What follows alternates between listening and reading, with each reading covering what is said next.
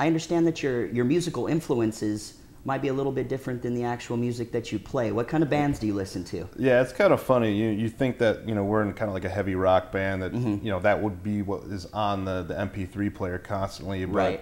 I mean, it's kind of funny when people ask. I mean, I really like listening to bands like Dredge and Circus Survive and ambient kind of indie rock. Okay. And then we'll flip the coin and listen to Black Dahlia Murder and the Acacia Strain and really heavy, angry deathcore bands. Kind of nowhere in the middle. It's one extreme to the other. So it's kind of weird, but I think it kind of comes out in our personalities a little bit. Is there any band that you would be kind of ashamed to admit that you listen to? Yeah. A guilty pleasure, so to speak? A guilty pleasure? I kind of like Paramore, I'm not going to lie. All right. Kind of like that band. You got to come clean sometimes, you know. It's liberating. So, hey, it's a great experience for you guys. You're out on the road, meeting people, doing things, but you're out also playing with some of your heroes that you grew up listening to. How's that?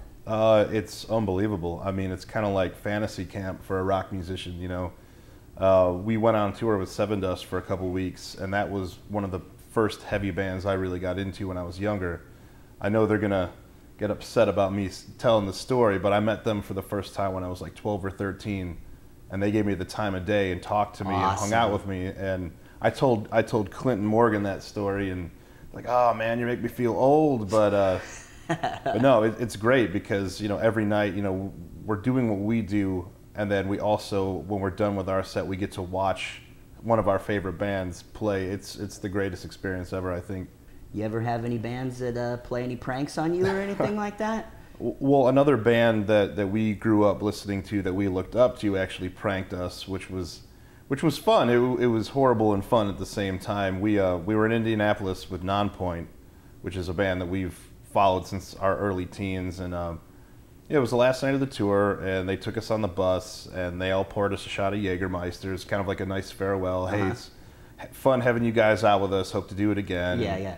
So take the shot of Jägermeister, go on stage, start doing our thing, and then about 3 songs into it, I noticed Zach, the guitar player from Nonpoint, and a couple of the guys start lining up stage right. I'm like, all right, what's going on here? Like, I don't know, just keep going. And then, you know, they had the bottle of Jägermeister and a tray full of shots. And I'm like, oh, okay, cool. It's going to be like a nice, you know, they're going to get on stage with us, do a shot and everything. Right. So they get on stage, and it's the whole band and their whole crew, and they have all these shots. They put it in our hands, like, and we have a pause in one of the songs.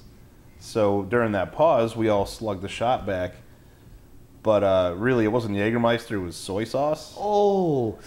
And this is in front of, you know, a full crowd of people, so we're all just kind of looking at it. What do we do? And then we just start spitting it out, because I don't know if you've ever had a full cup of soy sauce. It's definitely not fun, but... So not only did you get to taste the soy sauce, but it looks like you were punking out of taking your Jaeger shot too. Oh man, yeah. I still have soy sauce on one of my guitars. I can't get it out of the little nooks and crannies, but it's one of those things like, thank you, may I have another? It's hazing, you know. It's pranking because they like you, which feels great. Not the soy sauce part, but sure.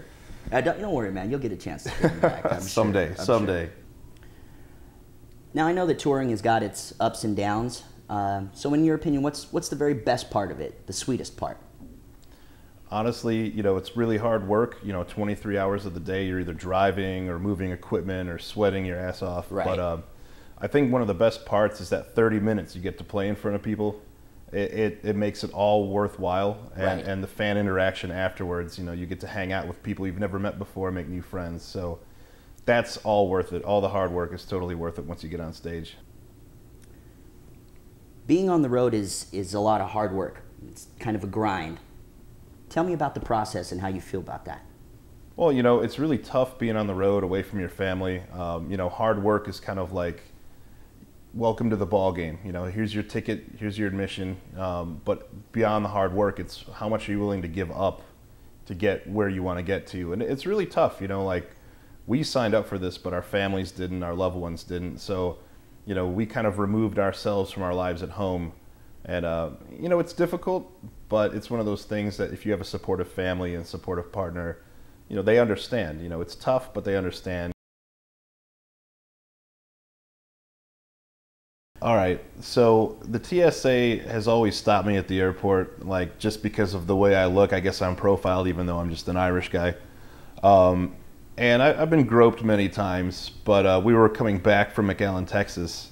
It's like 5 o'clock in the morning. You know, been a long trip, and I'm just getting ready to get totally molested by the TSA Right. again.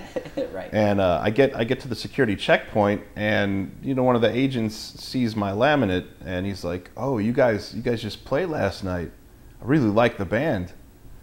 And I gave him a guitar pick, and he didn't feel me up. I was like, "This is kind of nice. It's one of the perks of being on the radio, I suppose." So, yeah, it's hopefully I can get away with not getting felt up. Just give guitar picks away from now on. So.